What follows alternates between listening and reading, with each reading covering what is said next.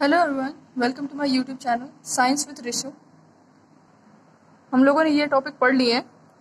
Chemical changes last class में complete हो गया था। आज हम लोग सॉइल के बारे में पढ़ेंगे।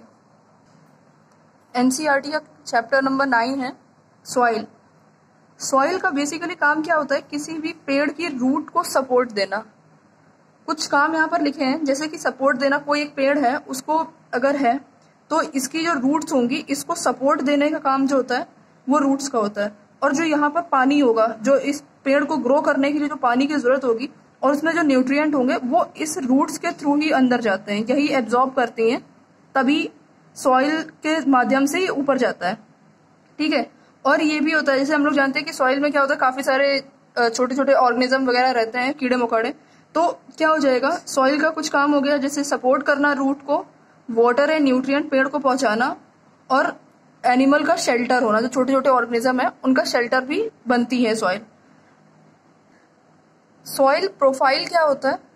अगर हम लोग देखें कि मिट्टी लिया, मिट्टी को अगर हम लोग पानी में डाल देते हैं, तो पानी में से एक ग्लास है, ग्लास में अगर हम लोगों ने पानी लेकर मिट्टी को डाल दिया, तो उसमें क्या होगा, अलग अलग लेवल बन जाएंगे उसके, है ना। तो उसमें क्या होगा कि कोई चीज ऊपर रहेगी, फिर नीचे, फिर नीचे, फिर नीचे, फिर नीचे। ये क्वेश्चन एक बार आ चुका है। ये अक्सर आता है कि इसको अरेंज करना होता है कि कौन सी चीज पहले आएगी, फिर क्या आएगी, फिर क्या आएगा, ऑर्डर पूछा जाता है। तो सबसे पहले क्या होगा, ह्यूमस आएगी, फिर वाटर आएगा, फिर क्ले आएगी, फिर सैंड और फिर ग्रेवल। जैसे कि ये है, तो इसमें क्या किया है, एक ग्लास लिया है, ग्लास में मिट्टी डाल दी है, तो इसमें क्या, जैसे छोटी छोटी पत्तियां होंगी या सूखी पत्तियां होती हैं, वो सब ऊपर आने लगती हैं। तो ये क्या हो जाएगा, इसी को हम लोग बोलते हैं ह्यूमस। फिर आएगा वाटर, जो आपने पानी डाला है, फिर उससे बाद थोड़ा सा गंदा पानी होगा, तो उसको हो जाएगा क्ले वाला पानी।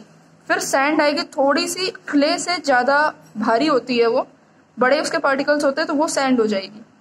सबसे लास्ट में क्या होता है, मिट्टी, जो सबसे भारी मिट्टी जो होती है वो नीचे जमीन में बैठ जाती है, तो वही इसके साथ होगा। तो इसको इस तरीके से अरेंज करने के लिए हमेशा पूछा जाता है।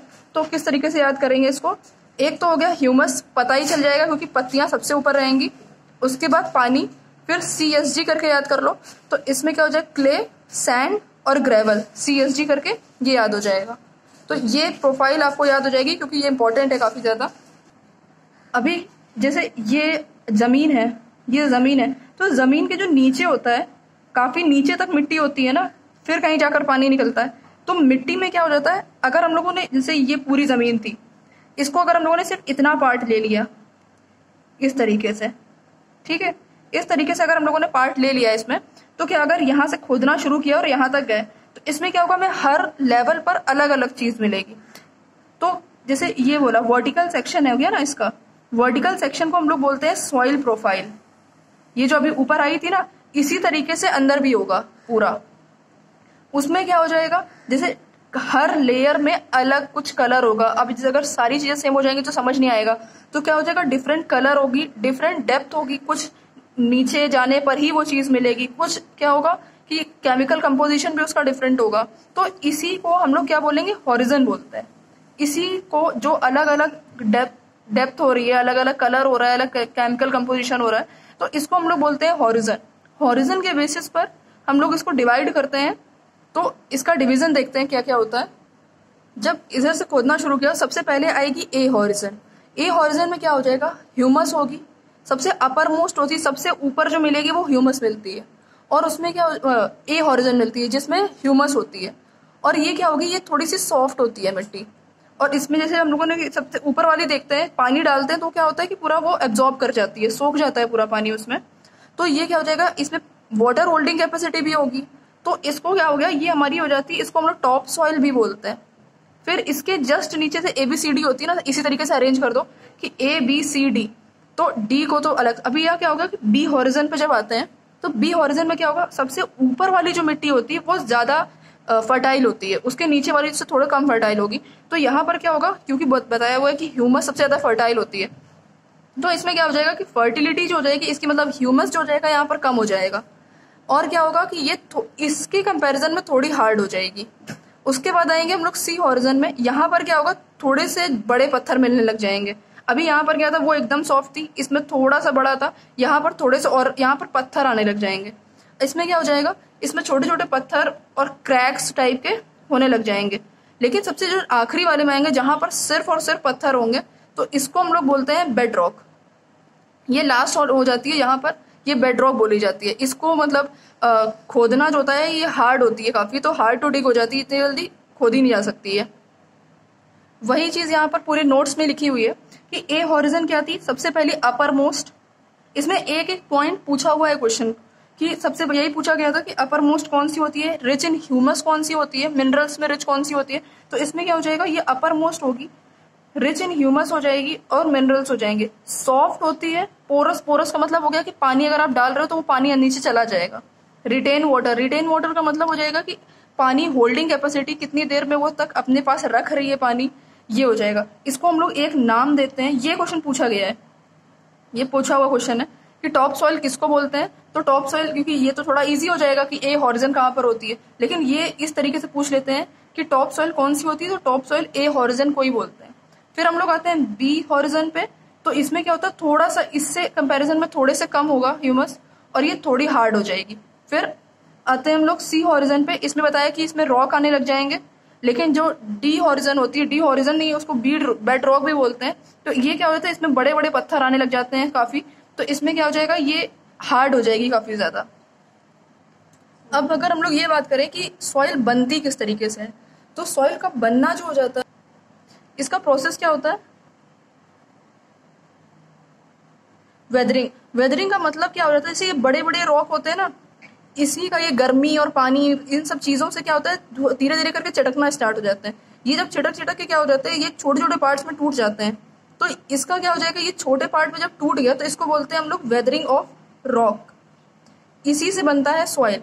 ये थोड़ा टूटेगा, फिर ये आगे जाके इतना बड़ा मान लो टूटा, उसके बाद और छोटा हो गया, तो इस तरीके से जितना जितना छोटा होता जाएगा उतना वो सॉइल बनता जाएगा।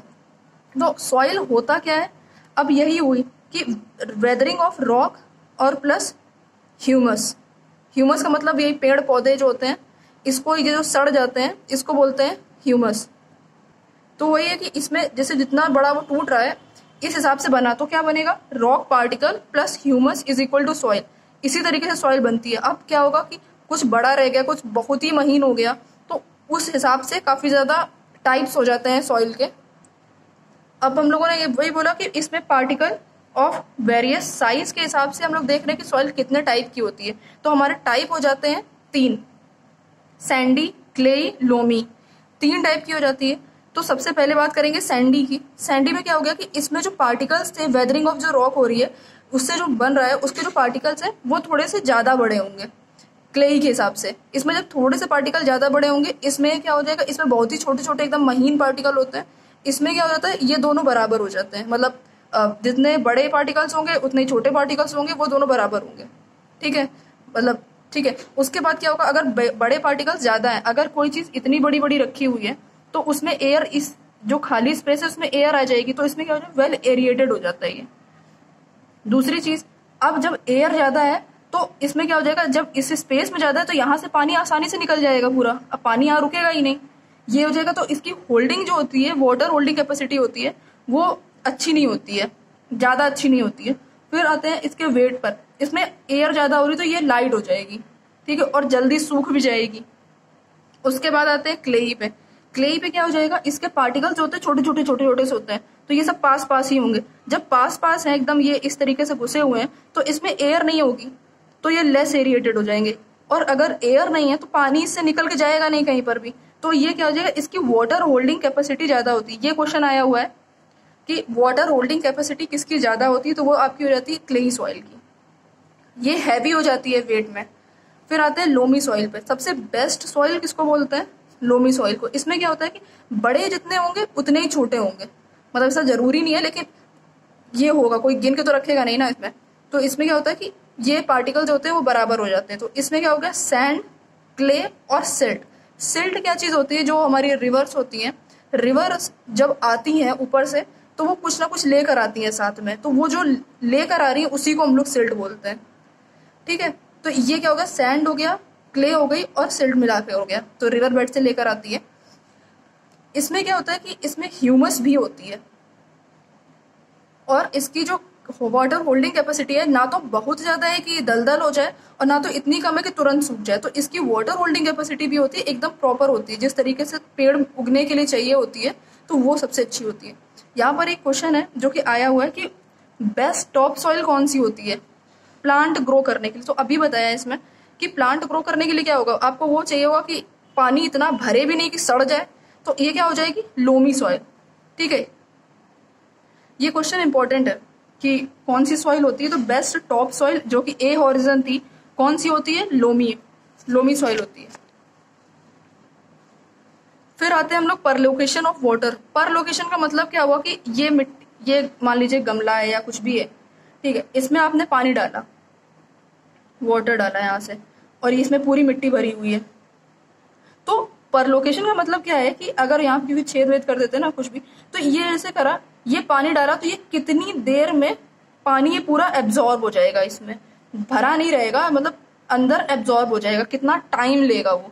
तो इसी को हम लोग बोलते हैं पर लोकेशन ऑफ वाटर, पानी का रिसाव शायद। तो इसको क्या हो जाता है, इसी को बोलते हैं पर location of water. Last year ये क्वेश्चन पूछा गया था, इसका फॉर्मूला पूछा था इन लोगों ने कि ये पर लोकेशन ऑफ वाटर को किस तरीके से मेजर करते हैं।